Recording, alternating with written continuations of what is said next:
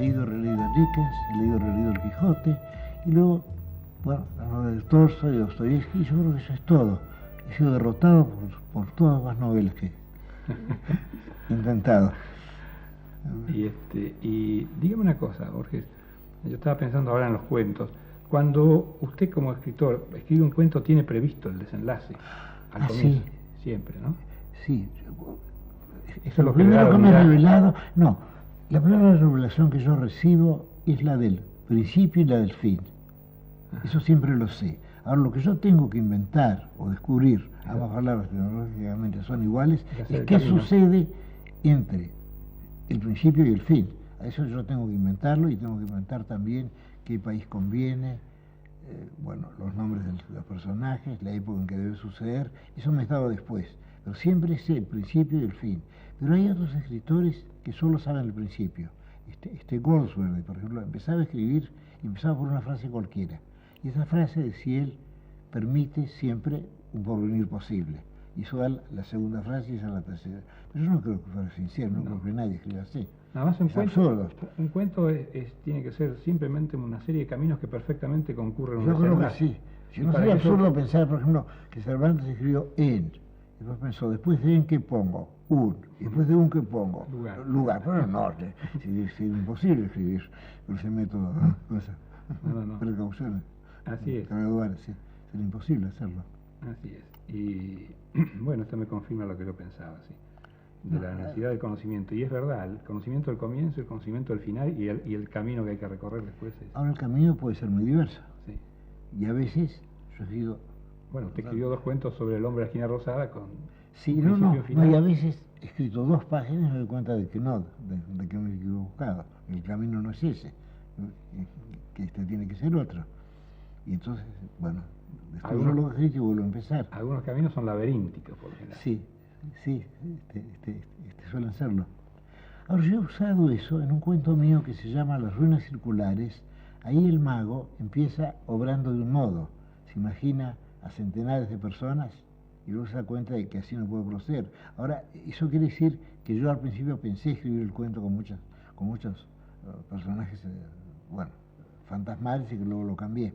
Es decir, usé ese error mío, esa vacilación mía, la usé para que fuera parte del cuento. Claro. Sí. Y no me di cuenta de eso hasta que alguien me lo señaló en los Estados Unidos, que yo había usado eso. Dice, qué raro, usted ha escrito ese cuento y sin duda a usted le pasó eso. Sí, es verdad, le dije, yo lo había olvidado totalmente y ahora usted me recuerda este hecho que realmente sucedió. Y usted leyendo el cuento lo ha adivinado. Usted ha adivinado ese proceso mío que yo he olvidado. Ahora usted estaba diciendo recién que usted recibe como un...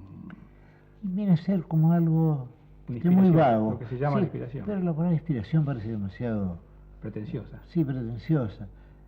Bueno, yo sé que va a suceder algo, y lo que sucede es más o menos el principio y el fin de una fábula, digamos. Y luego tengo que averiguar, bueno, si eso debe ser contado en primera o en tercera persona, qué fecha conviene, qué país conviene, qué edad, qué nombre deben tener los personajes, en fin, todo eso por cuenta mía. Inspiraciones bastante vagas, ¿no? ¿Está escribiendo algún cuento últimamente? Sí, tengo 2 o 3. Voy a hacer un cuento sobre la revolución del año 55, la revolución libertadora. Y ese cuento va a ser mi mejor cuento. Bueno, uno siempre piensa eso de lo que está por escribir. Ese va a ser mi mejor cuento y el tema es la amistad. Y no es un cuento fantástico. Es un cuento cuyo tema esencial es la amistad, esa pasión argentina, quizás la pasión argentina, la amistad, ya que la amistad está tan frecuente en la vida argentina y en la literatura también. Usted tiene, bueno, Don Segundo Sombra, el tropero y el chico, bueno, en el Fausto, no importa la parodia de la ópera, sino la amistad de los dos parceros, la amistad de Fierro y de Cruz, tantas novelas de Eduardo Gutiérrez, el tema de la amistad... La amistad de los 2 hermanos de la intrusa. La amistad de los 2 hermanos, sí, yo me había olvidado, pero en fin, estoy hablando de libros de veras, no de lo que yo escribo. Pero usted dice que este cuento lo tiene avanzado o lo está trabajando en la cabeza por ahora. No, tengo las 2 primeras páginas ya definitivamente escritas. ¿Y conoce el final? Desde luego, todo el cuento. Que camina hacia el final, sí. Y justo eso tiene que ocurrir unos días antes de la revolución. Y voy a hablar de las lluvias, desde luego, ya que usted recuerda aquellas lluvias de septiembre del 55, ¿no? En los primeros días de septiembre, sí. Los primeros días de septiembre, sí.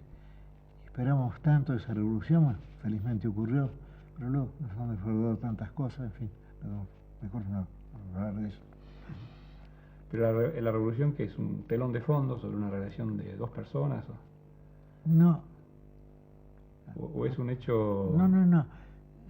Son varios conspiradores y excluyen a una persona. Ese es el tema del cuento.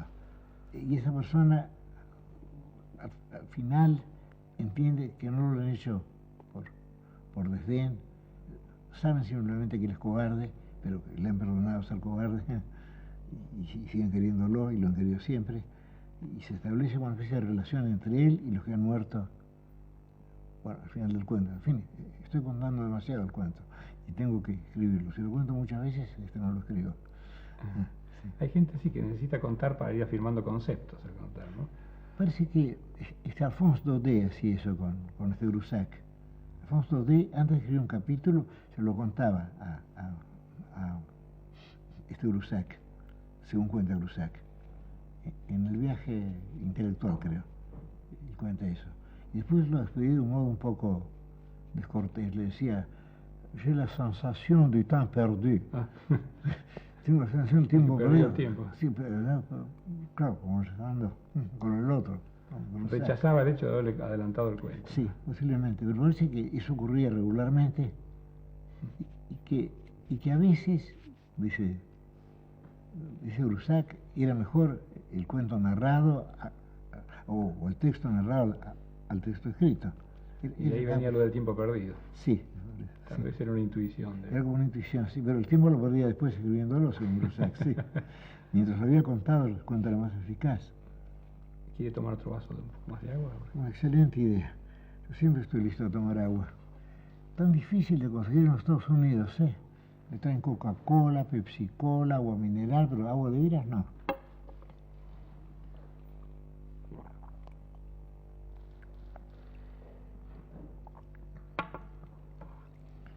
El tercer elemento no. Los elementos de Empédocles eran, ¿no? Sí. El primero es el fuego, creo, sí. Ahora él dice magnífica altura del aire. En cambio los otros no tienen epítetos. Dice el fuego... La tierra, el agua... No, sí, la tierra, el agua, y luego el aire sí, se detiene en el aire. Es lo que alimenta al resto. Sí, ahora para Heráclito no, el primer elemento es el fuego, todo está hecho de fuego, y para Tales todo de agua.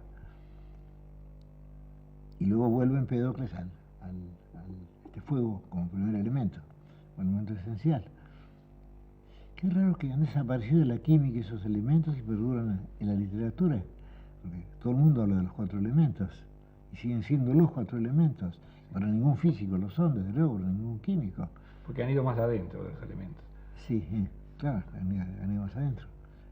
Pero sigue hablándose de ellos. Sí, tienen un espléndido porvenir oral y literario, esos 4 elementos. Y la ciencia los liquidó. Claro. Carece de poesía la ciencia. Sí. Ellos dicen, por ejemplo, el fuego que es el producto de una oxigenación. Claro, una combustión, claro, de modo que no puede ser un elemento primordial. Claro. Supone la combustión de otros elementos, sí. Y ahí se destruye la belleza. Bueno, porque es que no buscan la belleza, buscan otra cosa. Además no seamos ingratos con la ciencia. Si hemos llegado en este siglo a la luna, no es del todo inepta la ciencia. Así es. Sin embargo, su gran emoción del año pasado fue el viaje en globo, ¿no? Y sí, bueno, y también es una forma de ir hacia la luna. También, y además, el globo también es una invención. Así es.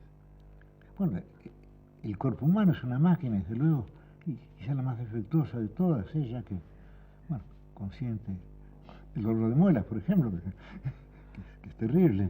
Y ya la segunda vez que... Cualquier dolor es terrible, sí. Y usted se acordó ya 2 veces de las muelas hoy. Se acordó cuando le mandaban al dentista, ¿no? Es cierto. Y ahora, desgraciadamente, no me queda una sola muela. Estoy lejos de todo peligro y de toda Todo bendición, sí. Borges, yo quiero agradecerle esta charla que hemos tenido. En esto de que Sí. usted se dirige a uno solo. Bueno, me dirigido muy gratamente a usted, pero esta hora ha durado 20 minutos o 21 o 19. Ha durado más de eso, sí. Bueno, Ha durado más de eso y ha sido hermoso. pero muchísimas gracias. Y Usted ha sido tan generoso, me ha hablado de temas tan gratos para mí. Hemos hablado de Conrad, hemos hablado de Chesterton. Sí, ahora cuando, yo he recordado mis pagos sureros, como decían antes. cuando usted vivía cerca de Bursaco, así es. Ahora, bueno, Y yo cuando me voy de acá, voy a vivir, sí. cuando salga de acá voy a ir a vivir a Borges, porque vivo en Borges. Sí, hay una calle también, Borges, ¿no? Sí, sí, que Y la menciona. estación creo que no funciona, ¿no? La estación está abandonada completamente porque en algún momento cortaron un hermoso ferrocarril que iba por todo por la costa y Yo fui una vez, porque conocí a un librero alemán que me dijo, yo vivo en Borges, en la calle Borges. sí. ¿Y dónde queda aquello? Entonces me dijo dónde era. Yo dije, claro, es por mi abuelo Coronel Francisco Borges. Sí. Entonces yo fui. La calle se llama Coronel Francisco Borges, no pasa justo por la estación, está un poco distante. Claro, y ahora las explican a las calles. Antes ponían, por ejemplo, Melo, ahora Virrey Melo. Antes Borges, ahora Coronel Francisco Borges. Sí, sí, está todo. Sí, Dice Coronel FCO. Borges. Sí, está. Bueno, sí. Ha de ser él, sin duda, sí. Seguro que era él. Bueno, Gracias, Borges. muchas gracias. Last night you slept on a feather bed with the sweets turned down so bravely, oh. Tonight you'll sleep on the cold open heath along with the ragged ships.